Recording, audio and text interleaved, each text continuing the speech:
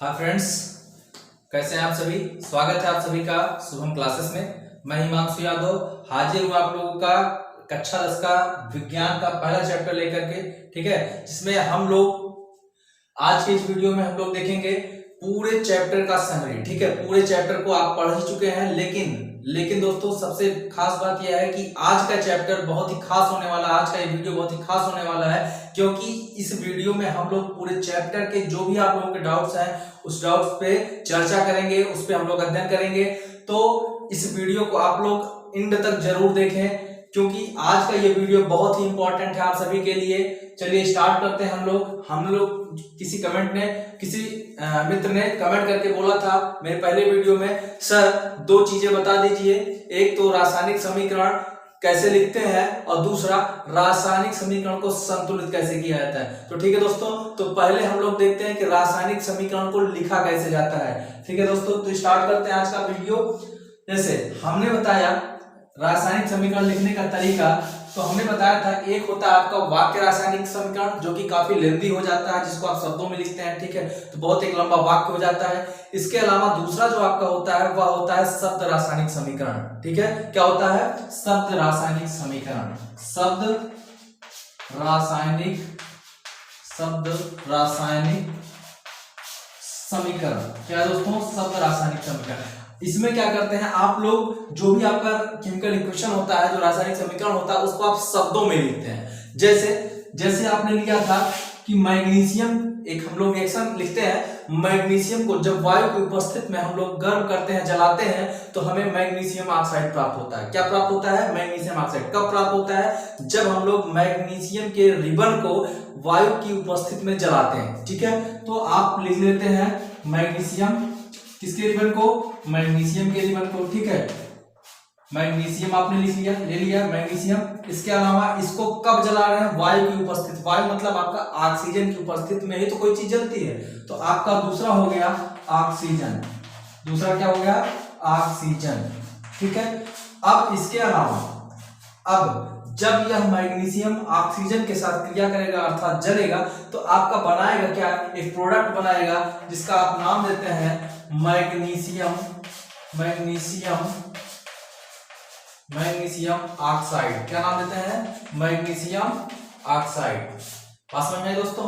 जैसा कि मैंने पहले ही वीडियो में चर्चा किया है, यदि आप लोगों ने पहला वीडियो मेरा नहीं देखा है तो जाकर के आप प्लेलिस्ट से पहला वीडियो जरूर देखिए, जहां पे मैंने चर्चा करके बताया था आपको कि जब हम एक तो किसी भी रिएक्शन को, जब किसी भी क्रिया को आप प्रदर्शित करते हैं तो उसमें एक हेड एरो लगाते हैं, पहली चीज ये।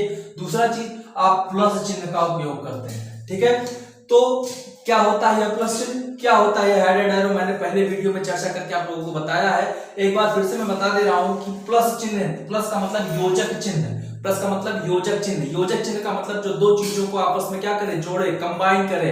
तो चाहे हमारे अभिकारक हो या हमारे उत्पाद, दोनों को आपस में जोड़ता है। ठीक है, ये योजक चिन्ह। दूसरा आपका है ये जो आप हेडेड एरो शो करते हैं। हेडेड एरो क्या होता है कि जो एरो का, जो हमारे तीर का जो पूंछ वाला पार्ट होता है वह प्रदर्शित करता है हमारे अभिकारक की दिशा को। ठीक है, किसको? अभिकारक की दिशा को। लेकिन इसका जो सिर वाला पार्ट होता है वह प्रदर्शित करता है उत्पाद की दिशा को। किसकी? उत्पाद की दिशा को। अर्थात आप इसको लिख सकते हैं लेफ्ट हैंड साइड LHS और इस साइड को लिख सकते हैं RHS।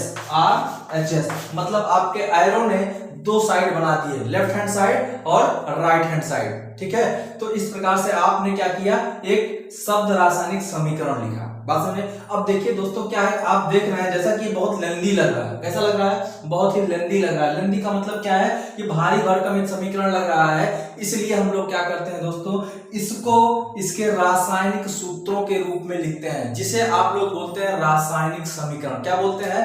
रासायनिक समीकरण बोलते हैं। जैसे इसके रासायनिक समीकरण के रूप में अगर लिखना है तो हम लोग मैग्नीशियम का रासायनिक सूत्र अथवा इसका प्रतीक चिन्ह लिखेंगे। तो मैग्नीशियम का जो हमारा रासायनिक सूत्र होता है वह क्या होता है? Mg। क्या होता है? Mg। बात समझ में आई? और आपका ऑक्सीजन क्या होती है? ऑक्सीजन गैस होती है। तो ऑक्सीजन हमेशा जो फ्री स्टेट में पाई जाएगी। फ्री स्टेट का मतलब आप जो लिखेंगे ऑक्सीजन का तो O2 लिखेंगे। O2 यह प्रदर्शित करता है कि यह क्या है? एक गैस है। ठीक है, ये फ्री स्टेट में प्रेजेंट है। और जब यह रिएक्शन करेगा मैग्नीशियम, आपका जो मैग्नीशियम का रिबन है वह ऑक्सीजन की प्रेजेंस में जब जलेगा, ठीक है, यहाँ पे दोस्तों एक हम लोग प्रतीक चिन्ह बनाते हैं डेल्टा का, जो ये शो करता है कि हम इस चीज को जला रहे हैं, टेम्परेचर दे रहे हैं, हीट दे रहे हैं, ठीक है।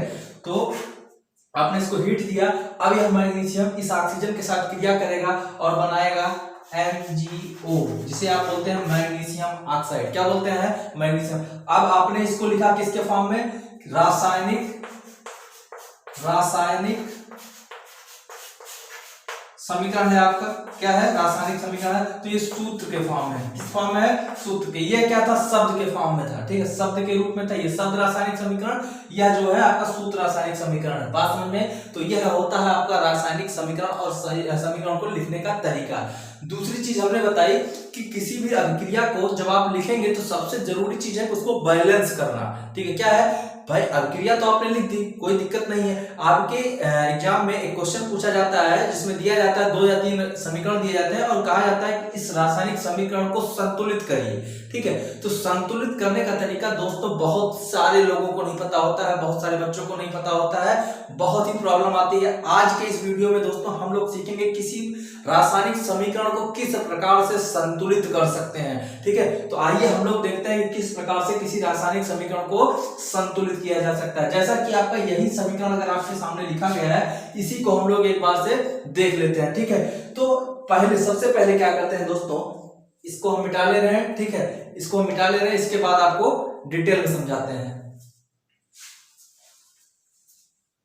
क्या हमने एक रासायनिक दोस्तों हमने एक रासायनिक समीकरण लिखा था, ठीक है। जैसा कि अभी आपने क्या लिखा था? मैग्नीशियम के रिबन को आपने ऑक्सीजन की उपस्थिति में जलाया था तो आपको मैग्नीशियम ऑक्साइड प्राप्त हुआ था। एक आपने इसको रासायनिक रूप में लिखा है, रासायनिक समीकरण के रूप में लिखा है। अब आप इसको क्या करने जा रहे हैं? रासायनिक समीकरण को संतुलित करने जा रहे हैं। क्या करने जा रहे हैं? रासायनिक समीकरण को संतुलित करना सीख रहे हैं। रासायनिक समीकरण को आप संतुलित करना सीख रहे हैं, संतुलित करना, ठीक है। अच्छा, आपको पता कैसे चला कि यह रासायनिक समीकरण असंतुलित है? सबसे पहली बात यह है कि आपको पता कैसे लगाना है कि यह समीकरण आपका जो दिया गया है वह संतुलित है या असंतुलित है। तो सर्वप्रथम आप एक काम कीजिए, आप अभिकारक और उत्पाद, ठीक है, अभिकारक एक ले लीजिए, एक कॉलम में ले लीजिए आप उत्पाद, समझ में आई? उत्पाद, और यहाँ पे आप ले लीजिए जितने भी तत्व हैं, ठीक है। एक कॉलम में आप तत्व लीजिए, दूसरे कॉलम में आप अभिकारक के परमाणु लीजिए, तीसरे कॉलम में आप उत्पाद के परमाणु लीजिए। बात समझ में आई? तो आप देख रहे हैं कि इस अभिक्रिया में कितने टोटल तत्व हैं, सबसे पहले यह चीज चेक करिए। तो कितने टोटल तत्व हैं भैया इसमें? एक आप देख रहे हैं मैग्नीशियम, दूसरा आप देख रहे हैं ऑक्सीजन, ठीक है। तो कितने तत्व हो गए? 2 तत्व हो गए। एक तो पहला आपका मैग्नीशियम, दूसरा आपका ऑक्सीजन। अब आपने 2 तत्व लिख लिया, ठीक है। अभी आप चेक कर रहे हैं कि हमारा समीकरण संतुलित है या नहीं है, ठीक है। इसके बाद अगर नहीं संतुलित होगा तभी तो संतुलित करना है, अगर ऑलरेडी संतुलित होगा तो फिर क्या संतुलित करना। बात समझ में आई? अब हमने ले लिया आपका 2 तत्व आपके इस अभिक्रिया में भाग ले रहे हैं, 2 आपके अभिकारक हैं और 2 ही आपके उत्पाद भी हैं, ठीक है। चलिए आप देखते हैं इस अभिक्रिया में जो मैग्नीशियम तत्व है, अभिकारक का सिर्फ एक परमाणु यहाँ पे उपयोग हो रहा है। कितना परमाणु? सिर्फ एक परमाणु आपका उपयोग हो रहा है। अभिकारक का सिर्फ मैग्नीशियम का एक परमाणु, ठीक है। अभिकारक में मैग्नीशियम का सिर्फ एक परमाणु उपयोग हो रहा है, लेकिन दोस्तों आपका जो ऑक्सीजन है, आप देख रहे हैं O2 लिखा गया है, इसका मतलब जो ऑक्सीजन तत्व है उसका 2 परमाणु उपयोग हो रहा है। कितना परमाणु? 2 परमाणु उपयोग हो रहा है। तो अभिकारक में आपका ऑक्सीजन 2 परमाणु उपयोग हो रहा है। बहुत ध्यान से देखिएगा दोस्तों, ठीक है, बहुत ही ध्यान से देखिएगा किस प्रकार से संतुलित करते हैं, क्योंकि पिछले वीडियो में कुछ लोगों ने कमेंट करके कहा था कि सर मुझे संतुलित करना नहीं आया, लेकिन मुझे उम्मीद है कि इस वीडियो को देखने के बाद आपके सारे डाउट क्लियर हो जाएंगे, कोई डाउट नहीं रहेगा संतुलित करने के लिए, ठीक है। अब स्टार्ट करते हैं। हम देखते हैं कि हमारा जो मैग्नीशियम तत्व है यह उत्पाद में कितना परमाणु है, कितना परमाणु हमारे उत्पाद में मैग्नीशियम का है। तो हम देख रहे हैं कि हमारा जो उत्पाद है, उत्पाद में सिर्फ एक है। कितना? मैग्नीशियम कितना है? 1, क्योंकि Mg के बाद ना तो इसके पहले कुछ डिजिट लिखा गया ना तो इसके बाद कोई डिजिट लिखी गई। बात समझ में आई? अब आपने Mg का एक उत्पाद ले लिया, एक परमाणु उत्पाद में आपका Mg है, दूसरा ऑक्सीजन का आप देखिए कितना है। तो यहां पर दोस्तों देखेंगे अब सिर्फ एक ऑक्सीजन परमाणु है, उत्पाद में सिर्फ एक ऑक्सीजन परमाणु, जबकि आप अभिकारक में देख रहे थे 2 ऑक्सीजन परमाणु था। इसका मतलब हम उत्पाद में जब देख रहे हैं कि हमारे ऑक्सीजन परमाणुओं की संख्या सिर्फ 1 है। अब देखते हैं दोस्तों, इससे यह पता चलता है कि जब हमारे अभिकारक और उत्पाद में जो हमारे तत्व शामिल हो रहे हैं उनके परमाणुओं की संख्या ये डिफर आ रही है, मतलब भिन्न भिन्न आ रही है। कैसे कैसे भिन्न भिन्न आ रही है? क्योंकि आप देख रहे हैं कि मैग्नीशियम के अभिकारक और उत्पाद में तो बराबर संख्या है, लेकिन आपका जो ऑक्सीजन है इसमें उत्पाद और अभिकारक में इनके परमाणुओं की संख्या क्या है? डिफर कर रही है। इसका मतलब हमारा यह रासायनिक समीकरण कैसा है? असंतुलित है। कैसा है? असंतुलित रासायनिक समीकरण है। कैसा है? असंतुलित रासायनिक समीकरण है। बात समझ में आई दोस्तों? अब हमें पता चल गया कि जो हमारा दिया गया रासायनिक समीकरण है वह असंतुलित है। अब हमको क्या करना है? इसको संतुलित करना है। संतुलित कैसे करते हैं आइए देखते हैं। सर्वप्रथम हम क्या करते हैं? रासायनिक समीकरण को लिखते हैं। पहले स्टेप में हमने क्या किया? रासायनिक समीकरण को एक नए स्टेप में लिख लिया, ठीक है, MgO। ठीक, हमने स्टेप 1 में क्या किया? रासायनिक समीकरण को लिखा। बात समझ में आई? अब इसको क्या करते हैं? लिखने के बाद इसको हम एक चौकोर बॉक्स में कर देते हैं, ठीक है, बॉक्स को क्लोज कर देते हैं। चौकोर बॉक्स से इसको क्या कर देते हैं? क्लोज कर देते हैं। चाहे आपके अभिकारक हो अथवा उत्पाद हो, मतलब आपका चाहे अभिकारक हो अथवा उत्पाद हो, आप इसको क्या कर देते हैं? चौकोर बॉक्स में क्लोज कर देते हैं। दूसरे स्टेप में आप क्या करते हैं? दूसरे स्टेप में आप यही क्रिया करते हैं, ठीक है, जो आपने यह किया है संतुलित और असंतुलित चेक करने के लिए, यही क्रिया आप दूसरे स्टेप में करते हैं कि असंतुलित जो आपका समीकरण है उसमें कितने तत्व हैं तथा उसके कितने कितने परमाणु अभिकारक तथा उत्पाद में उपलब्ध है। तो दूसरा स्टेप आपका यह हो जाएगा। क्या हो जाएगा आपका दूसरा स्टेप? दूसरे स्टेप में आप लिखेंगे जितने भी आपके अभिकारक तथा उत्पाद में जो तत्व हैं उनके परमाणुओं की संख्या को आपने लिख लिया। ठीक है दोस्तों, अब तीसरा स्टेप करते हैं कि जो भी आपका चाहे अभिकारक या उत्पाद, जिस भी परमाणु का संख्या सबसे ज्यादा होती है उसको स्टार्ट करते हैं। ठीक है, तो सबसे ज्यादा संख्या किसकी है? आप स्टेप 3 में क्या करते हैं? चाहे आपका कोई उत्पाद हो चाहे कोई अभिकारक हो, जिसकी संख्या सबसे ज्यादा होगी, मतलब जिसके परमाणुओं की संख्या सबसे ज्यादा होगी, उस तत्व को पहले पकड़ेंगे। ठीक है, किस तत्व को पकड़ेंगे? जिसकी संख्या सबसे ज्यादा होगी। तो आप उत्पाद और अभिकारक में देख रहे हैं सबसे ज्यादा संख्या कहां दिख रही है आपको? ये 2 ही तो सबसे इंपॉर्टेंट डिजिट दिख रही है। ये जो 2 डिजिट है यह कहां पे है आपका? अभिकारक में है। कहां पे है आपका? अभिकारक में। अब आप देखिए अभिकारक को, अभिकारक में यहाँ पे आपके ऑक्सीजन जो है यहाँ पे 2 है, तो यहाँ पे आपका 2 ऑक्सीजन दिख रहा है आपको। अब इसका मतलब जो आपका उत्पाद बनेगा कम से कम वहां पे 2 ऑक्सीजन तो रहना कंपलसरी बनता है। बात समझ में आई? 2 ऑक्सीजन रहना कंपलसरी बनता है, तो इसको हम संतुलित करेंगे। ठीक है, क्या करेंगे? संतुलित करेंगे। स्टेप 3 में हम इसको क्या करेंगे? संतुलित करेंगे। किसको संतुलित करेंगे? जो सबसे बड़ा आपका परमाणु की संख्या है उसको देख करके हम संतुलित करेंगे। अब आप देख रहे हैं कि यदि यहाँ पर 2 है और यहाँ पर 1 है, ठीक है, स्टेप 3 में आप देख रहे हैं कि ऑक्सीजन के परमाणु की संख्या को, ऑक्सीजन के परमाणु संख्या को क्या करेंगे? आप संतुलित करेंगे, संख्या को संतुलित करेंगे। तो संतुलित कैसे करते हैं? संतुलित कैसे करते हैं दोस्तों? आपने देखा कि ऑक्सीजन का अभिकारक में, ठीक है, यहाँ पे अभिकारक में और दूसरा उत्पाद में, उत्पाद में। अब आप देख रहे थे कि अभिकारक में आपका ऑक्सीजन कितना था? यहाँ पे 2 था, उत्पाद में 1 था। अब इसको 2 बनाने के लिए आप क्या करेंगे? इसमें 2 से मल्टीप्लाई कर देंगे। क्या कर देंगे? 2 से मल्टीप्लाई कर देंगे। बात समझ में आई? अब आपका अभिकारक भी 2 हो गया, उत्पाद भी 2 हो गया। बात समझ में आई? इसका मतलब जो हमारा स्टेप 3 होगा उसका जो रिएक्शन बनेगा कुछ इस प्रकार से बनेगा। आपका Mg हो गया एक बॉक्स में, एक बॉक्स में आपका Mg हो गया, दूसरे बॉक्स में आपका क्या हो जाएगा? O2 हो जाएगा, दूसरे बॉक्स में O2 हो जाएगा। अब उत्पाद वाले बॉक्स में आप लोग क्या करेंगे? उत्पाद वाला जो बॉक्स बनेगा MgO का जो बनेगा बॉक्स, उसमें आप क्या कर रहे हैं? यहाँ पे 2 से मल्टीप्लाई कर रहे हैं भैया, तो यहाँ पर बॉक्स के अंदर कोई छेड़खानी मत करिएगा, बॉक्स के बाहर 2 लिख दीजिए। क्या लिख दीजिएगा? 2 लिख दीजिएगा। बात समझ में आई? अब ये हो गया 2MgO। अब आप देखेंगे क्या फिर से अब यह जो हमारा रासायनिक समीकरण जो प्राप्त हुआ है यह संतुलित है? चेक करिएगा क्या यह फिर से संतुलित है। तो आइए देखते हैं कि इस अवस्था में क्या हमारा यह रासायनिक समीकरण जो दिया गया है वह संतुलित है अथवा नहीं संतुलित है। ठीक है दोस्तों, तो चलिए हम लोग स्टार्ट करते हैं इसका जो है अगला स्टेप, चौथा स्टेप जब हम लोग स्टार्ट कर रहे हैं तो हम लोग देखते हैं कि अब क्या यह रासायनिक समीकरण संतुलित है। तो इसमें कितने तत्व थे? 2 तत्व थे, एक था मैग्नीशियम, दूसरा था ऑक्सीजन। बात समझ में आई? अच्छा, आप एक तो अभिकारक ले रहे थे, ठीक है, अभिकारक के परमाणुओं की संख्या, दूसरा उत्पाद के परमाणुओं की संख्या ले रहे थे। तो आपने अभिकारक और उत्पाद को अलग अलग लिख लिया। अब देखिए इस अभिक्रिया में मैग्नीशियम का सिर्फ एक परमाणु सम्मिलित हो रहा है, कितना?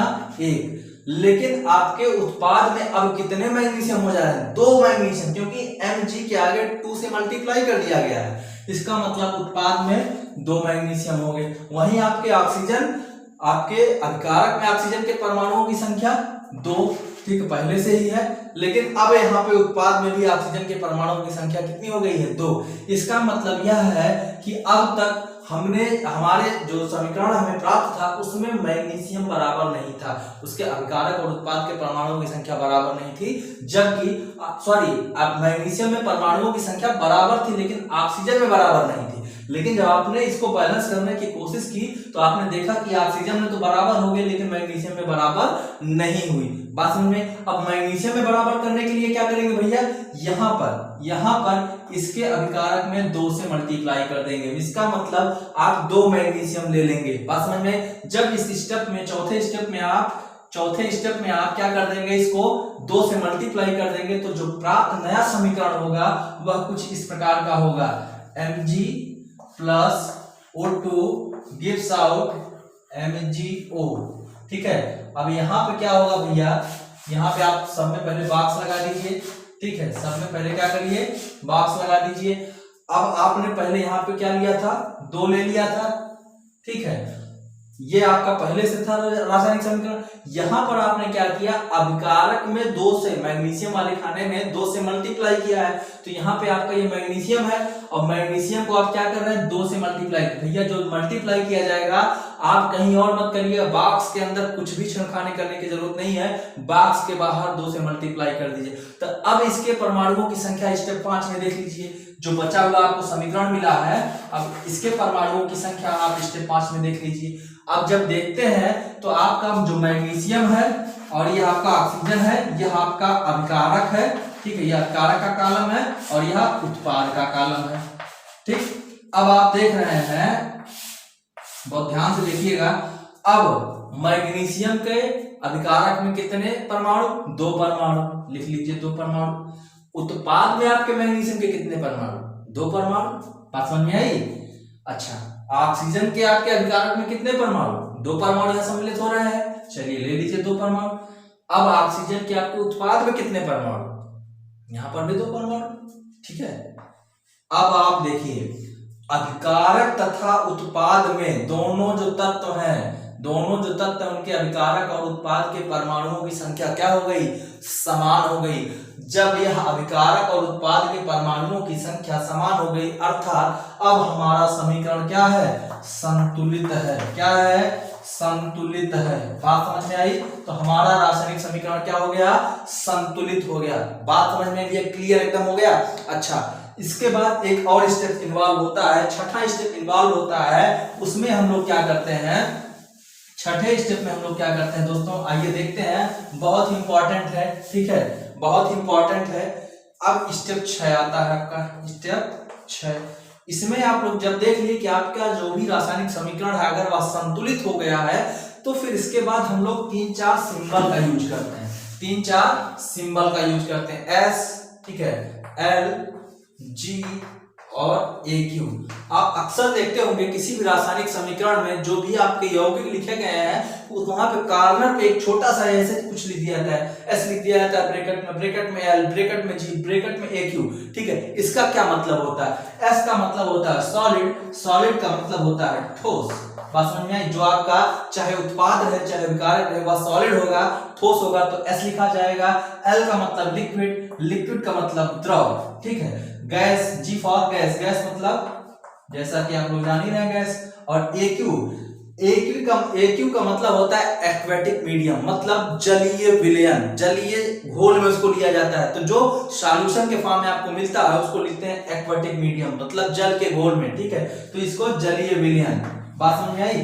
तो आपका चाहे अभिकारक हो चाहे उत्पाद हो, अगर जलीय रूप में लिया जाएगा तो एक्यू लिखा जाएगा, गैस के रूप में लिया जाएगा तो जी लिखा जाएगा, द्रव के रूप में लिया जाएगा तो एल लिखा जाएगा, वहीं आपका सॉलिड के रूप में लिया जाएगा तो एस लिया जाएगा। अब जो हमारा यह जो आपका रिएक्शन है, अब इसमें आप लोग इसके स्टेट को दर्शाते हैं, मतलब इसकी भौतिक अवस्था को लिखते हैं। हालांकि यह बहुत जरूरी नहीं होता है कि सभी रासायनिक समीकरण में आप इसके भौतिक अवस्था को लिखें, लेकिन अगर किसी रासायनिक अभिक्रिया को आपको समझना है तो उसकी फिजिकल स्टेट को लिखना थोड़ा सा आसान हो जाता है। लिखने के बाद वह अभिक्रिया हमें बहुत आसानी के साथ समझ में आ जाती है। चलिए यहाँ पे स्टेप 6 में हम लोग इसकी भौतिक अवस्थाओं के बारे में भी बात कर लेते हैं। तो आपका रासायनिक समीकरण था 2Mg plus O2 gives out 2MgO, ठीक है। अब यहाँ पर सब आपका जो है, सब जितने भी चीजें हैं आपके, वह गैसियस, ये आपका सॉलिड फॉर्म में रहेगा, मैग्नीशियम आपका सॉलिड फॉर्म में रहेगा, ऑक्सीजन आपका कैसा रहेगा, ऑक्सीजन आपका जो है गैसियस फॉर्म में रहेगा। ऑक्सीजन कैसा रहेगा, गैसियस, क्योंकि आप वायु से क्रिया करा रहे थे ना। और जो आपका मिलेगा, क्या मिलेगा, मैग्नीशियम ऑक्साइड मिलेगा। मैग्नीशियम ऑक्साइड किसमें रहेगा, सॉलिड फॉर्म में रहेगा। बात समझ में आई। तो यह जो आपके स्टेप 6 हो गया। स्टेप 6 में आपने क्या लिखा, सॉलिड, गैस और सॉलिड। आपका एक रिएक्टेंट, एक अभिकारक सॉलिड है, दूसरा अभिकारक गैस है, और आपको जो प्रोडक्ट यहाँ पे प्राप्त हो रहा है वह कैसा है, आपका सॉलिड है। तो दोस्तों इस प्रकार से आप लोग किसी भी रासायनिक अभिक्रिया को क्या कर सकते हैं, संतुलित कर सकते हैं। यही 6 स्टेप होते हैं। यदि मान लीजिए कि यहाँ पे 1-2 अभिकारक तत्व और भी है तो उसको भी 1-2 स्टेप आपका बढ़ ही जाएगा, लेकिन तरीका यही है, सेम तरीका है किसी भी केमिकल इक्वेशन को संतुलित या बैलेंस करने का। बात समझ में आई। चलिए, तो उम्मीद करते हैं आपके सारे डाउट इस चैप्टर से संबंधित क्लियर हो चुके होंगे। और अब हम लोग मिलेंगे आपसे नेक्स्ट वीडियो में इसी चैप्टर के अन्य प्रश्न और न्यूमेरिकल्स के साथ।